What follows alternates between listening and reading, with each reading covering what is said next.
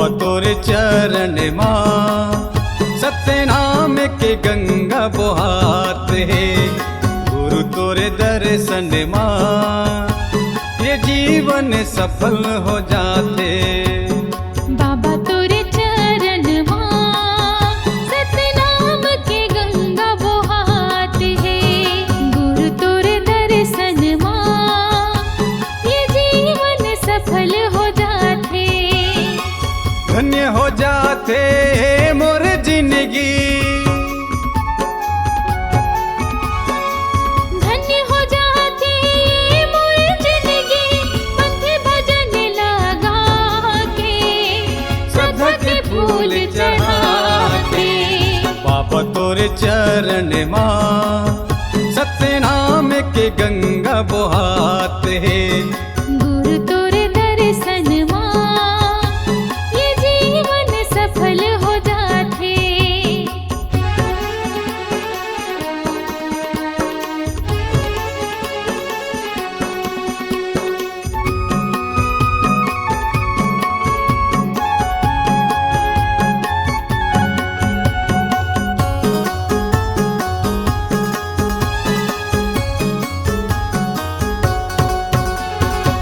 पावन भुइया गिरौदपुरी के जिहाँ हवे तोरे धाम गा।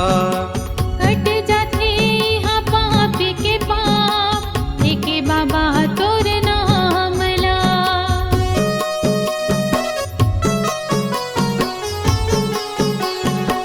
पावन भुइया गिरौदपुरी के जिहाँ हवे तोरे धाम गा। कट जाते हाँ पाप के पाप, लेके बाबा तोर नाम ला। मन माया से लगा के बाबा, मन माया से लगा के बाबा तोर दुआर माथे, नारियल फूल चढ़ाते। बाबा तोरे चरण माँ सत्य नाम के गंगा बहाते, गुरु तोरे दर्शन माँ ये जीवन सफल हो जाते।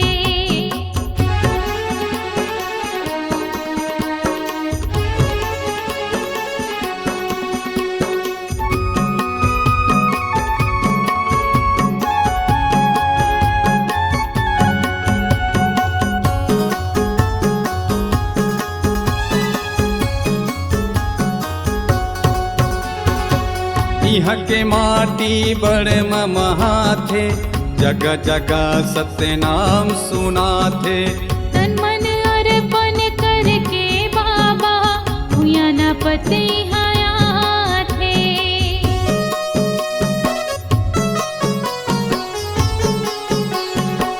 यहाँ के माटी बड़े महाथे, जगह जगह सत्य नाम सुनाथे।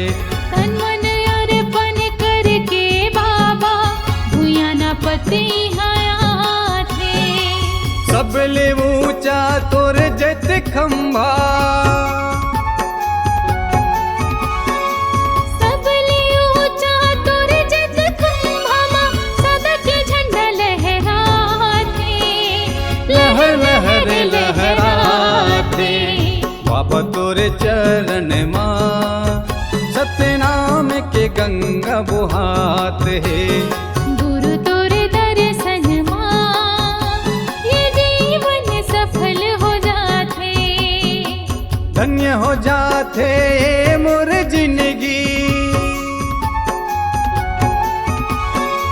धन्य हो जाते मोर जिंदगी, पंथ भजन लगा के श्रद्धा के फूल चढ़ाते।